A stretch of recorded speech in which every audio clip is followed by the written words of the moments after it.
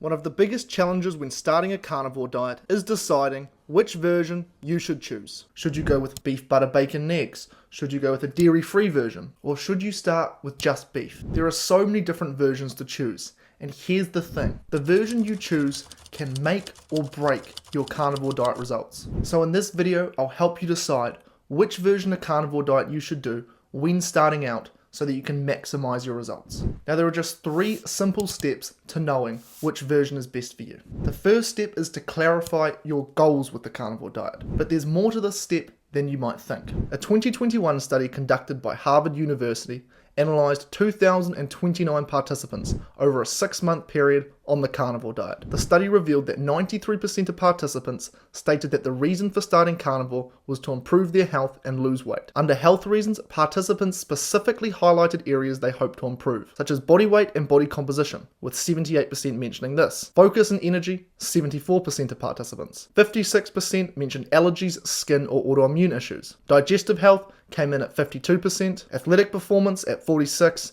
mental health at 45%, and finally 11% were looking to improve diabetes-related issues. The results of this study were some of the most impressive findings I've ever seen. On screen right now, you can see that essentially every single person improved in the areas they wanted to improve. If there was a pill that had these health outcomes, this study would be front page news. But because no one makes money from the carnivore diet, this study is rarely talked about. Perhaps your goals are similar to the people in the study. Maybe it's multiple. But why is defining your goal so important?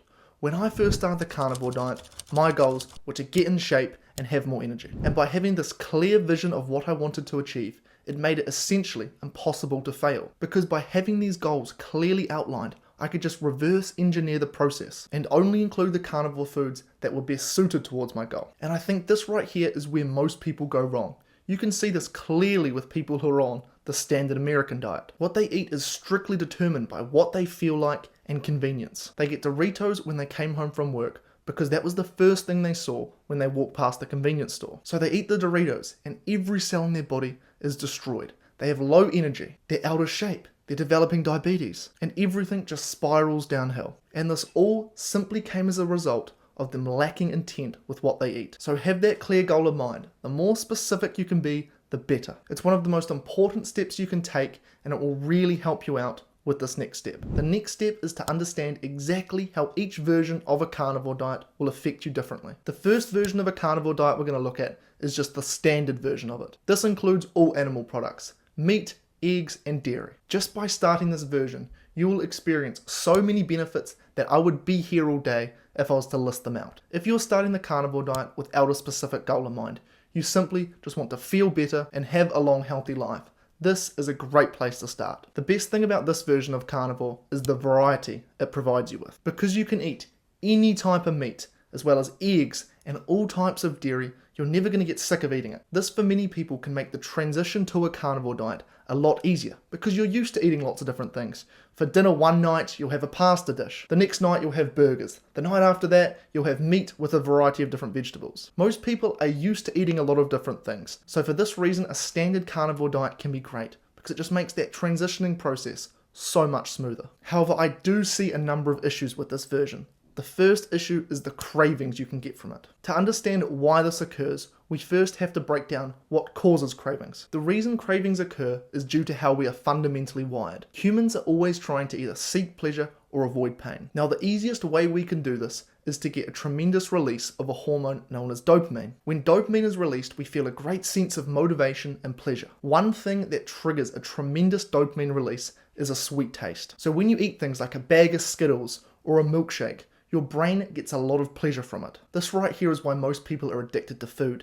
Their brain knows exactly how much pleasure they can get from it. And so anytime you want to feel better, you start to crave it. But the great thing about this reward pathway is that after you've stopped consuming something for just 2 weeks, your brain completely forgets how much pleasure it got from it. But the problem with the standard version of a carnivore diet is that you can still consume sweet things, such as milk and yogurt. In doing so, you keep reminding your brain how pleasurable sweet things are. And so you never get through this 2-week period and the cravings can persist. Whenever someone's been on the carnivore diet for a while and they're still getting cravings, the vast majority of the time it's because they're still consuming sweet dairy such as milk and yogurt. The next issue with a standard carnivore diet is that you are, at least to some degree, still consuming inflammatory foods. The most inflammatory carnivore food is actually pasteurized milk. This is just your regular store-bought milk. Pasteurization is a process where they heat the milk to high temperatures in order to kill the bacteria. This allows it to stay shelf-stable for longer, but what it also does is it denatures some of the proteins in milk. In doing so, it messes with the structure of some of the proteins. So when we consume this, our body's like, whoa, what's this? It sees it as something foreign, and you get an inflammatory response. So if you're someone who has arthritis, joint pain, depression, this inflammation is going to damage your gut, damage all of your cells for that matter, and your problems can persist. And the final issue I see with this version of the carnivore diet is that for many, you're just not going to lose weight. On carnivore, we eat till we're full. And the problem with dairy is that it's very high in energy, but it doesn't fill you up very much. All fat is simply stored energy. So when you're not consuming lots of energy, your body draws from its own fat and uses that as energy. But when you're consuming these very high energy things that don't fill you up, so therefore you consume a lot of energy, your body no longer needs to draw from its own fat, and it just slows the whole weight loss process down. The second style of carnivore we're going to discuss is a dairy-free version. And this is exactly as the name suggests.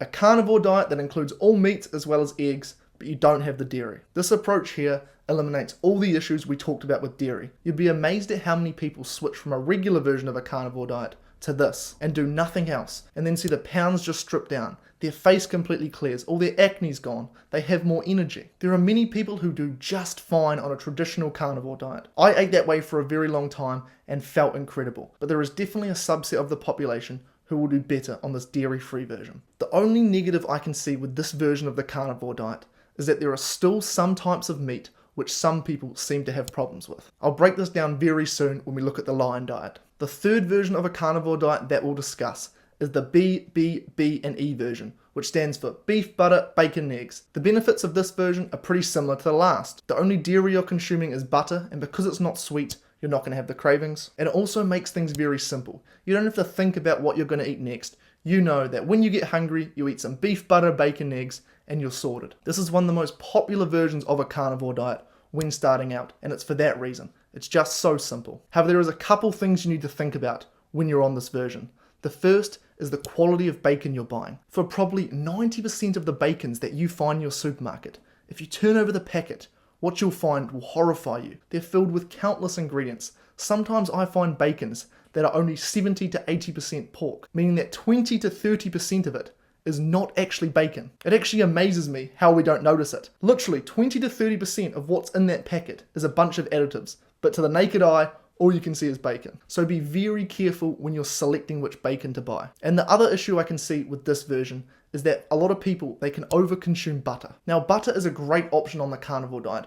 Often it's pasteurized, so to those who are very sensitive, maybe you have some severe autoimmune condition, it's definitely something you want to think about. What many people do when they start carnivore is they start eating lots of butter. Now, this is completely fine. Butter is great for you, full of healthy fats. It's a great fuel source. Butter is fantastic. And if your goal is to gain weight, eat as much butter as you like. But for those of you who are trying to lose weight, I wouldn't recommend snacking on butter. Cook your food in it, maybe put a little bit on top if you like, but a lot of people, they overconsume butter and it really halts their weight loss. So that is definitely one consideration you want to make with this version. The final version of a carnivore diet we're going to look at is the lion diet. This version is sometimes referred to as carnivore on steroids, and for good reason. What makes the lion diet so unique in comparison to the other versions of the carnivore diet is that you only consume the best type of meat in ruminant meat. Ruminant meat is meat that comes from ruminant animals, such as cows, sheep, or goat. What makes ruminant meat so amazing is that these animals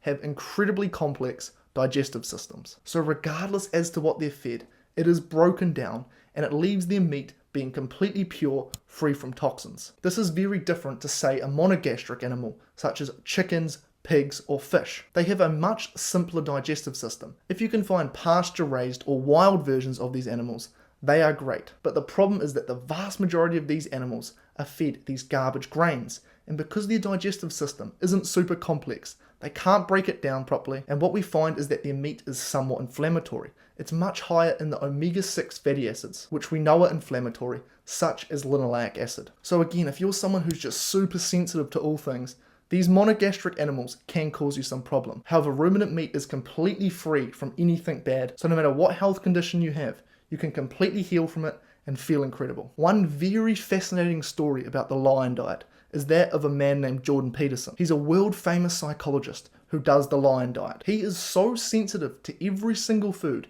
that even if he has, say, some pork, it absolutely destroys him. He gets sent into a depressive state of doom for about a month simply by eating anything that's not ruminant meat. Now, for the vast majority of people, I would say 99.99% of the population, you can eat other types of meat without having some serious symptoms. But for a small subset of the population, a Lion Diet is super necessary. The only drawback I can see with the Lion Diet is, well, objectively, it lacks variety. So like we talked about at the start, if you're used to eating all these different things, and then you switch to just eating the exact same thing every single meal, it can be quite jarring and it can make it a lot harder to stick to. I did the Lion Diet for a while and I felt incredible. The only reason I'm not still on the Lion Diet is because I love eggs. Okay, so now you know the pros and the cons of each version of the carnivore diet, which leaves just one step, and that is choosing which version of a carnivore diet is best for you. So let me give my recommendation for what is best based on your goals you worked out at the start. However, before I get into that, I do want to make one thing clear.